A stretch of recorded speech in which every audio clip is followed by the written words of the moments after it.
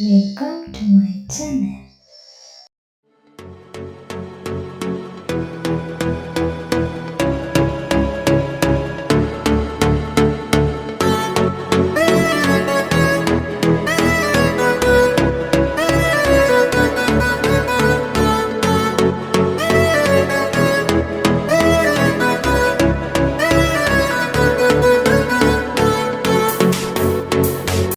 ආයුබෝවන් හැමෝටම සුබ දවසක්. මම අද බලාපොරොත්තු වෙන්නේ ඔයාලා දැක්කේ ලස්සන ගම නිර්මාණය කරන්න. මේ සඳහා මම අරන් තියෙනවා මේ විදිහට printed material එකකින් 60 පළල යාර 2මාරක්. එහෙනම් වැඩි කතා නැතුව අපි යමු වීඩියෝ එකට. අද මම අහගන්න යන්නේ සම්මත මිනුම් චාර්ට් එකකට. මම අද small size එක ගන්නවා. මුලින්ම මම උරහිස මිනුම ගන්නවා. මුලින්ම මම ඉහළින් සහ පහළින් මේ විදිහට රේඛා ඇඳ ගන්නවා. ඇඳගත් රේඛාවේ ඉහළ රේඛාවෙන් මම මේ විදිහට මගේ උරහිස මිනුම දෙකක් නවාගෙන ඒ එන ප්‍රමාණය මම මේ විදිහට ඉහළ රේඛාවේ ඇඳගත් මුල්ලේ සිට ලකුණු කරගන්නවා. ඊළඟට මම කරවට මිනුම අරගන්නවා. කරවට මිනුම මම දෙකෙන් බෙදාගෙන නැවතත් දෙකෙන් බෙදාගෙන සම්පූර්ණ කරවට මිනුම 4න් බෙදාගත්ත ප්‍රමාණය මම මේ විදිහට කර ගැඹුර වශයෙන් ලකුණු කරගන්නවා. ඒ ප්‍රමාණයෙන් අඟල් භාගයක් අඩු කරමින් මම කර පළල වශයෙන් ලකුණු කරගන්නවා. ඒ වගේම උරහිස දෙකෙන් බෙදූ ප්‍රමාණය ලකුණු කරගත් ස්ථානයෙන් පහළට අඟල් භාගයක් ලකුණු කරමින් කර පළල ලකුණු කරගත් ස්ථානයට මේ විදිහට ඇල රේඛාවක් ඇඳ ගන්නවා. ඊළඟට උරහිස ලකුණු කරගත් ඉහළ රේඛාවේ සිට පහළට උරහිස දෙකෙන් බෙදූ මිනුමට මම තවත් අමතර අඟල් භාගයක් ලකුණු කරමින් මේ විදිහට පහළට ලකුණු කරගන්නවා. දැන් මම කර පළල ලකුණු කරගත් ස්ථානයේ සිට සියලු උස මෙමි ලකුණු කරගන්නවා. පපුව දක්වා උස 9ට අඟල් භාගයක් එකතු කරනවා උරහිස සඳහා. ඒ වගේම ඉන දක්වා උසට අඟල් භාගයක් උරහිස සඳහාත් පහළයට වාටිය සඳහාත් සාය කොටස ඇල්ලීම සඳහා අඟල් භාගයක් වශයෙන් තවත් ඉනේ උසට අමතර අඟලක් එකතු කරගෙන මම මේ විදිහට ලක්ෂ්‍ය ලකුණු කරගෙන ඒ හරහා යන විදිහට තිරස් රේඛා ඇඳ ගන්නවා.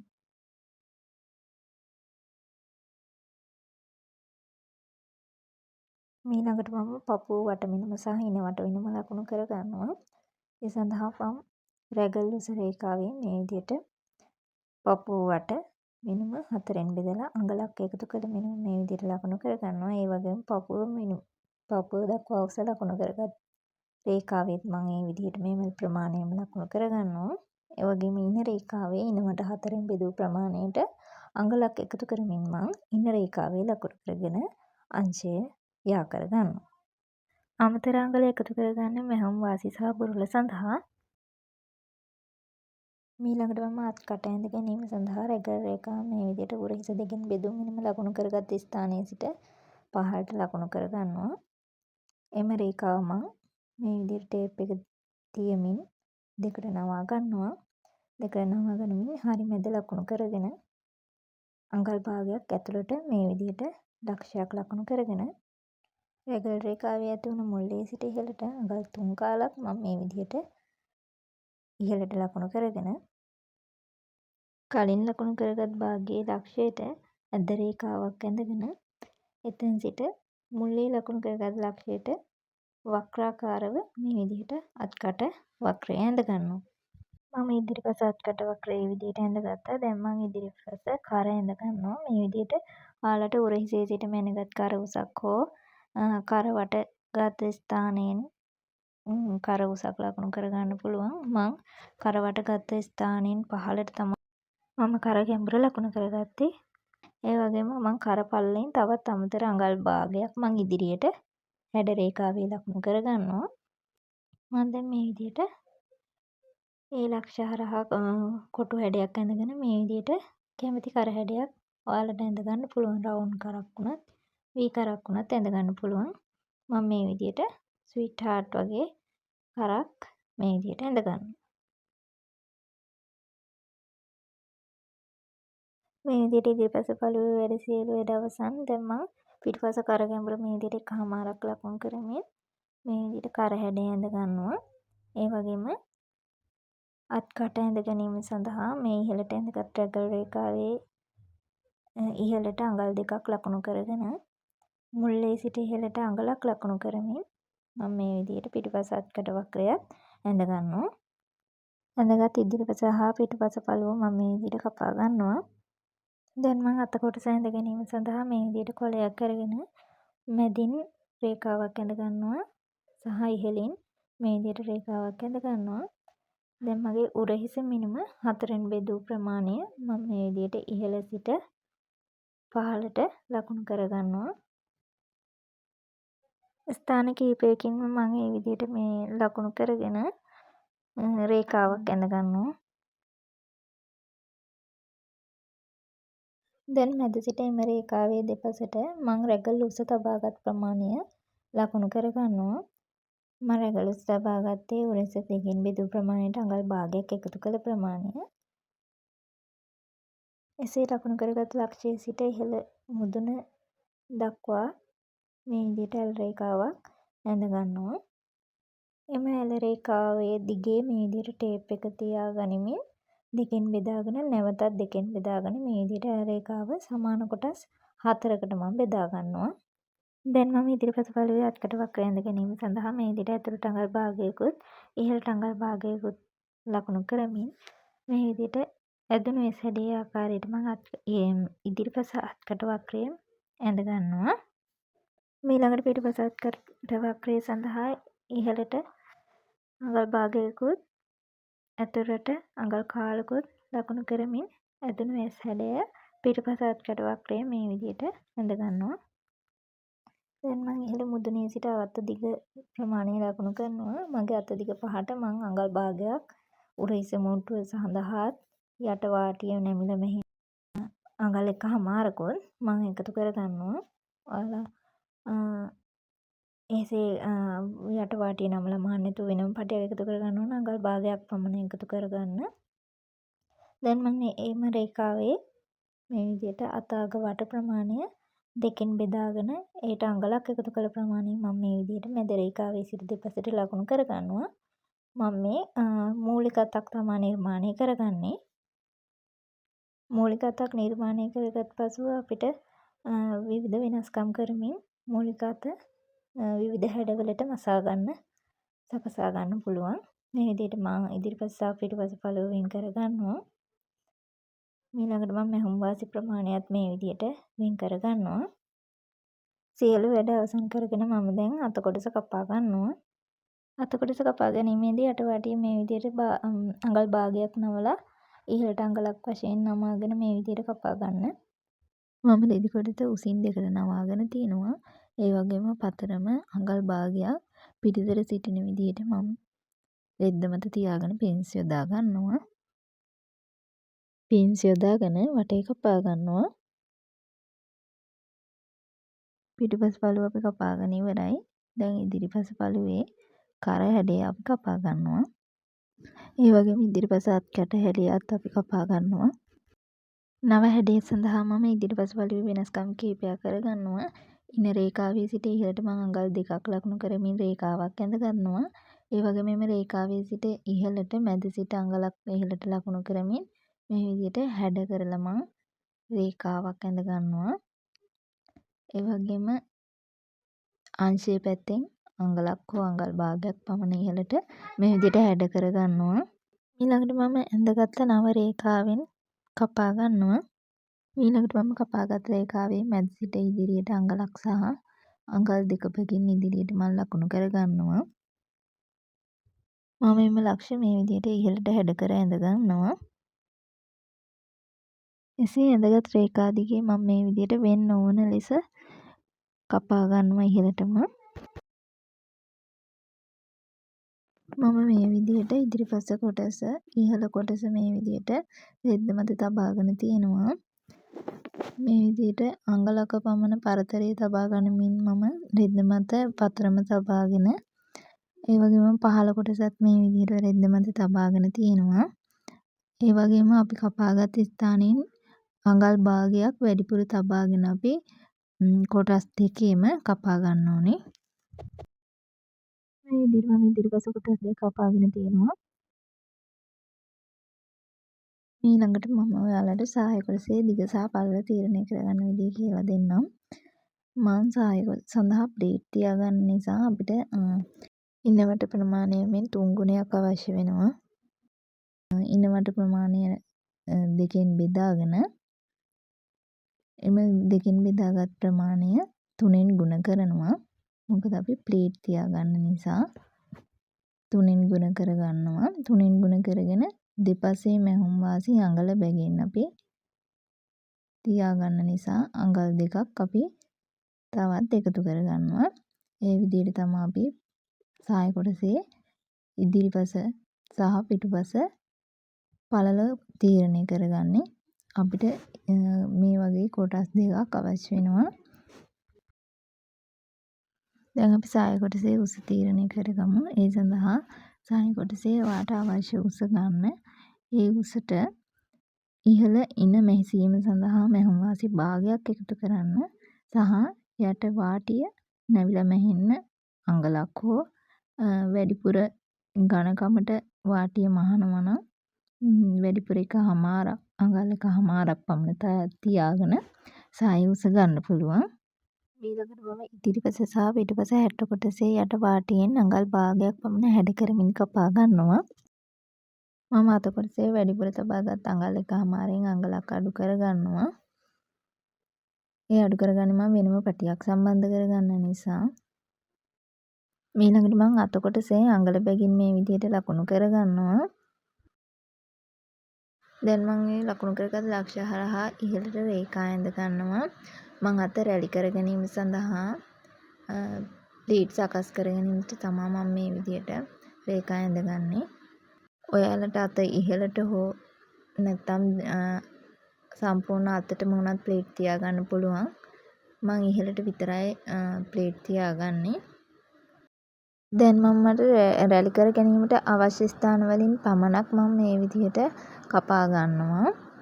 මම මේ විදිහට අත කොටස රෙදි කොටස මත තබා ගනිමින් මේ විදිහට ඉහළින් ඇඳ ගන්නවා.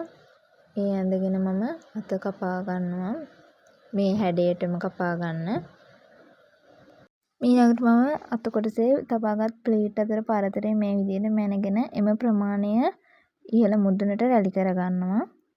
ඊළඟට මම ඉදිරිපස සහ පිටුපස කරට පේසිමක් කපා ගන්නවා. මම දැන් ඉදිරිපස කරට සහ පිටුපස කරට පේසිම අල්ල ගන්නවා මේ විදිහට. ඔයාලා අනිවාර්යෙන් ඕවර්ලොක් තියන අය ඕවර්ලොක් කරගන්න.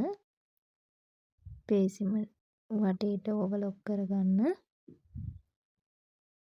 මසාගත් කරේ කෝනර්ස් වලට මේ විදිහට කට් මාක් දෙන්න. එතකොට අපිට අනිත් පැත්ත පෙරල ගන්න පහසුයි. ඉදිරිපසට වගේම පිටුපසට මේ විදිහටම. මම දැන් ඉදිරිපස පළුවේ ප්ලීට් සකස් කරගන්නවා. ඒ සඳහා මම ප්ලීට් පරතරේ තබාගත් අඟල බැගින් එන්නේ අඟල බැගින් තබාගත් පරතරේ මම මේ විදිහට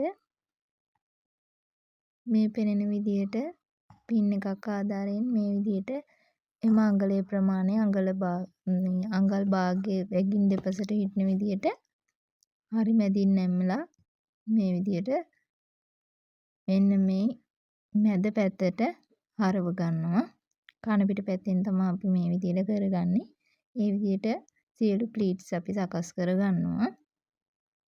ප්ලීට් සකස් කර ගැනීමේදී අපි මැද පැත්තට සිටින විදිහට තමයි අපි ප්ලීට්ස් හරව ගන්න මේ විදිහට.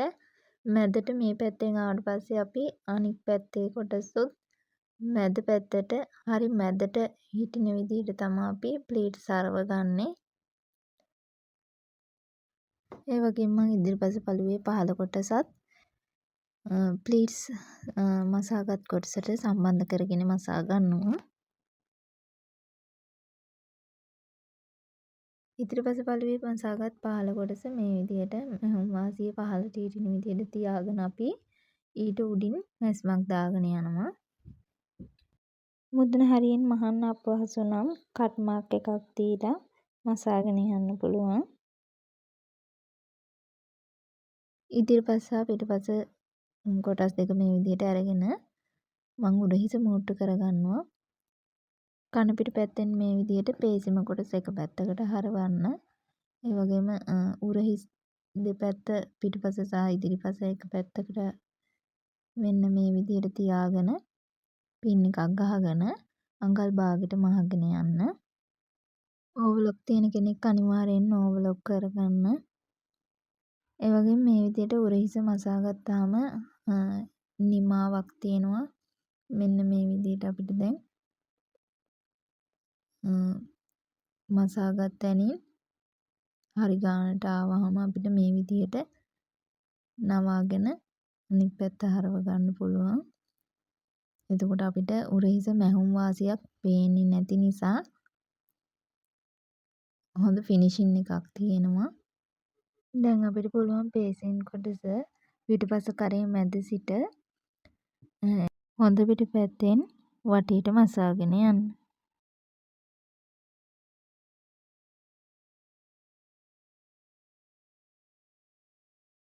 දැන් මම අත කොටස රැලි කර ගැනීම සඳහා අපි අර මැනගත් ප්‍රමාණය ලකුණු කරගෙන එම ප්‍රමාණයට මේ විදිහට නූලක් ඇද ගැනීම සඳහා අපි නූලක් අපි දෙසරයක් එම ප්‍රමාණයට මසාගෙන යනවා. මේ විදිහට ඒ නූල් කොටස් දෙක අදිමින් අපිට රැලි කරගන්න පුළුවන්. අර අපි වැඩිපුර ලකුණු කරගත්ත ප්‍රමාණයට අපි ඒ රැලි ටික සකස් කරගන්නවා අත් දෙකේම. දැන් අපිට අත කොටස හැට්ට කොටසට තබා සම්බන්ධ කරගන්න පුළුවන්. මේ විදිහට හරි මැද තියලා අපි පින්ස් ගහගෙන අත කොටස සම්බන්ධ කරගන්නවා.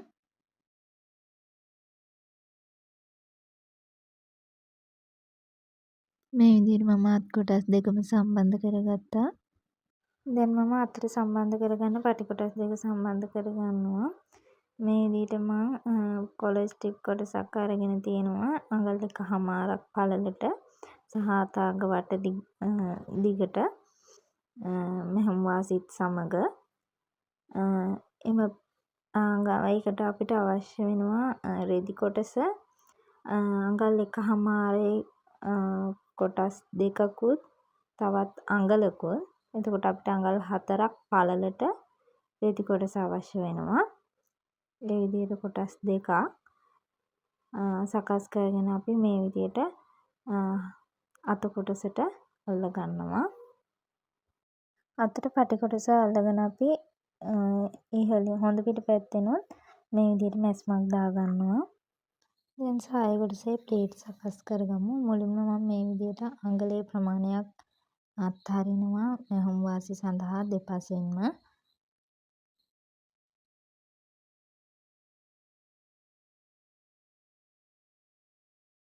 දැන් එම අත්හැරපු අඟලේ ප්‍රමාණයේ සිට ඉදිරියට අපිට අවශ්‍ය ප්ලීට් එකේ පළල අපි දිගටම ලකුණු කරගන්නවා. මම අඟල් 2 ප්ලීට්ස් තියාගන්න නිසා මම අඟල් 2න් දෙකටම ලකුණු කරගන්නවා.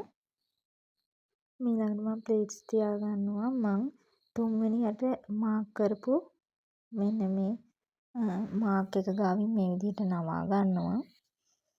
ඒ නවාගෙන මම මුලින් මාක් කරපු ස්ථානයට ලක්ෂයට මේ විදිහට ඒ නැම්ම මේ විදිහට තියාගෙන මෙන්න මෙතන තියෙන මාක් එක ඊළඟ මාක් එක ගාවට මේ විදිහට තියාගෙන පින් එකක් ගහ ගන්නවා. ඒ විදිහට සියලුම ප්ලීට්ස් මම සකස් කර ගන්නවා. ඔයාලට පැහැදිලි ඇති කියලා හිතෙනවා වීඩියෝ එකේ තියෙන විදිහට. මම තවත් එකක් ඒ විදිහට කරලා පෙන්නන්නම්. මෙන්න මේ විදිහට 3 වෙනි ප්ලීට් එක මේ විදිහට නවා ගන්න. ඒ නවාගෙන ඒ ප්ලීට් එක අවසානයේට අපි තියාගත්ත ප්ලීට් එක ගාවට පිටුපසින් මේ විදිහට තියාගන්න. ඒ තියාගෙන ඉහළින් නැවෙන නැම්ම අපි ඊළඟ ප්ලේට් ලකුණු කරපු ස්ථානයට මේ විදිහට ඒ මාක් එක ගාවට හිටින විදිහට අපි තියාගන්නවා. මේ විදිහට තියාගෙන පින් එකක් ගහගන්න. ඒ විදිහට අපි සාය කොටස් දෙකේම ප්ලීට්ස් මසා ගන්නවා. අපි දැන් සාය කොටස 60 කොටස සඳහා සම්බන්ධ කරගන්නවා. ඒකට මම සාය කොටසේ හරි මැද සහ 60 කොටසේ හරි මැදින් කට් මාක් දාගෙන මේ විදිහට මැදට හරි මැද සම්බන්ධ කරගෙන පිනිස් යොදාගෙන අපේ ඉන මසා ගන්නවා. ඉන උඩස මේ විදිහට සම්බන්ධ කරගන්න.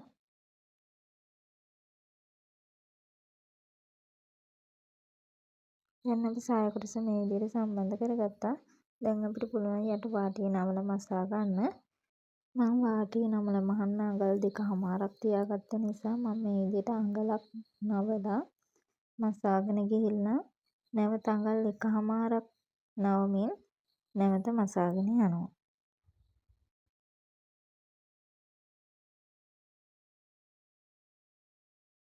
දැන් මම ගවුමේ පිටිපස්සට ගැට ගහන්න පටි ටිකක් සකස් කරගන්නවා. ඒ සඳහා අඟල් 4ක් පමණ පළල අඟල් 25ක් 30ක් පමණ දිග පටි කොටස් දෙකක් මම සකස් කරගන්නවා.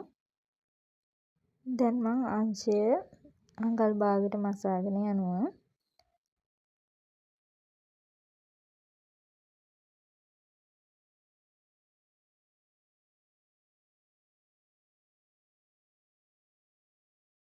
ඉන දක්වා මසාගෙන මම මේ විදිහට පටි කොටසක් අරගෙන මේ විදිහට සම්බන්ධ කරගන්නවා ඉනට.